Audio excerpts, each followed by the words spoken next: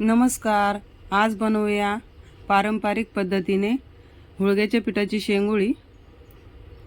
त्यासाठी इथे मी मसाला करण्यासाठी सुकं खोबरं, लसूण, शेंगदाणे, जिरे, लाल मिरच्या घेतल्या आहेत सुक्या. आता त्या मिक्सरला वाटून घेऊया. पाणी टाकून पेस्ट बनवून घ्यायची.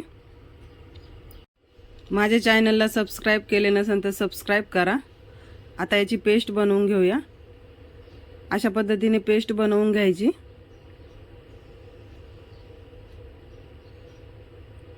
आता इथे 1 वाटी हुळग्याचं पीठ घेतलं आहे. याला कुळीत सुद्धा म्हणतात. पीठ एकदम बारीक दळलेलं पाहिजे, म्हणजे शेंगोळी छान वळते.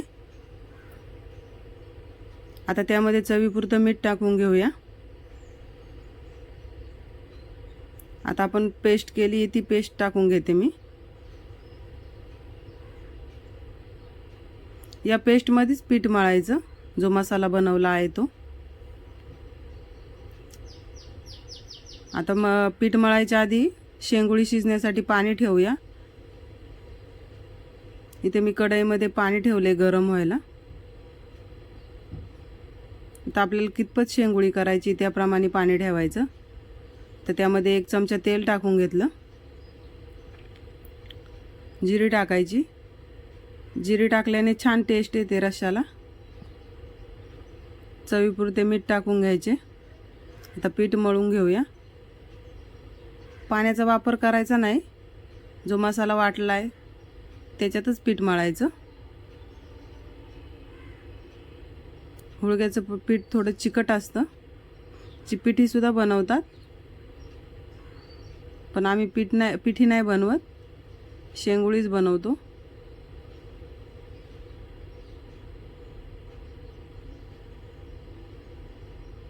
आता थोडं तेल टाकून पीठ मळून घेऊया.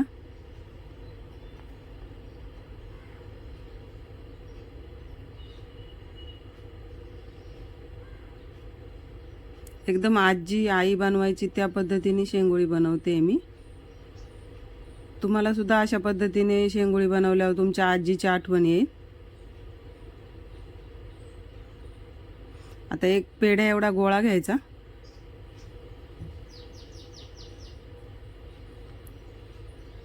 अशा पद्धतीने गोल गोल शेंगोळी बनवून घ्यायची. तुम्हाला अशी नाही जमली तर पाटावर बनवायची लांब लांब, आणि मग नंतर त्याचा गोल वेढा बनवायचा.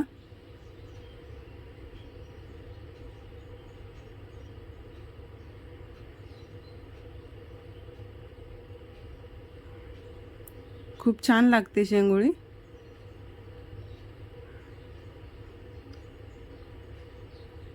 अशा पद्धतीने पहिलं आणि लास्टचं टोक चिकटवून घ्यायचं, म्हणजे शेंगोळी पाण्यात सोडली का सुटत नाही. नाहीतर छोटे छोटे तुकडे करून सुद्धा तुम्ही बनवू शकता.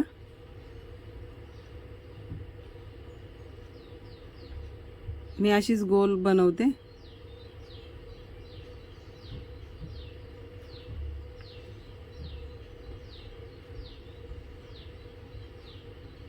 तिथे खोबऱ्याचा तुकडा आल्यामुळे तुटली शेंगोळी, पण टेन्शन नाही घ्यायचं, जोडवून घ्यायची ते.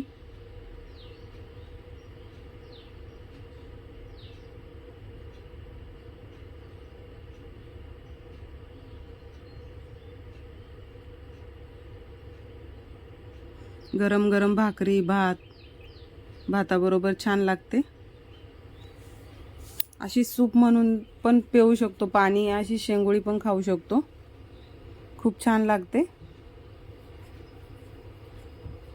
तर अजून एक करून घेऊया.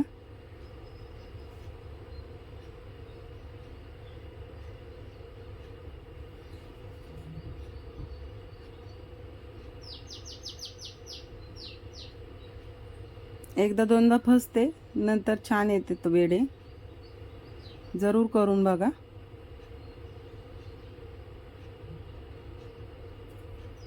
अशा पद्धतीने आपली शेंगोळी तयार आहे सगळ्या. आता आपल्या पाण्याला सुद्धा उकळी आली आहे. तर मी 1 पेढा एवढा गोळा ठेवला आहे त्याच्यात मिक्स करून टाकायला पाण्यामध्ये. आता सगळ्या शेंगोळी सोडून घेऊया.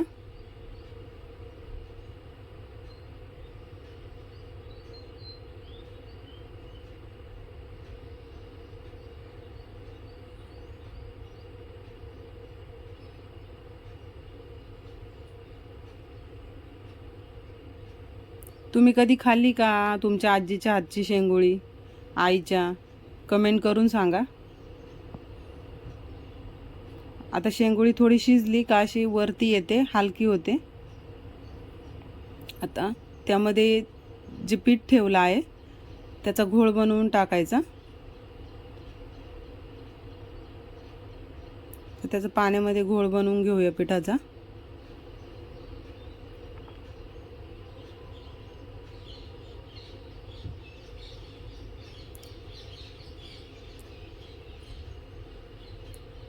आता 70 ते 80% शेंगोळी शिजली की त्यामध्ये हा घोळ टाकून घ्यायचा. आता मी ते 1 चमचा तेल टाकून घेतले. आता त्यामध्ये तो पिठाचा घोळ टाकून घेऊया जो आपण बनवून ठेवला होता तो.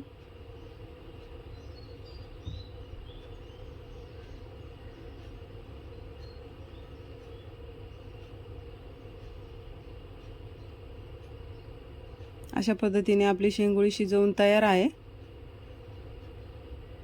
गरमागरम शेंगोळी तयार आहे.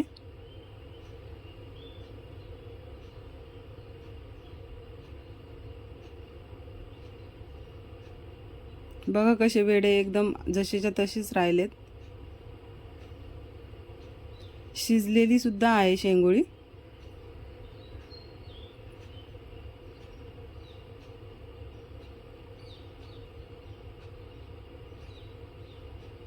अशा पद्धतीने आपली शेंगोळी तयार आहे. भेटूया नेक्स्ट रेसिपीमध्ये. मी चमच्याने तोडून सुद्धा दाखवते.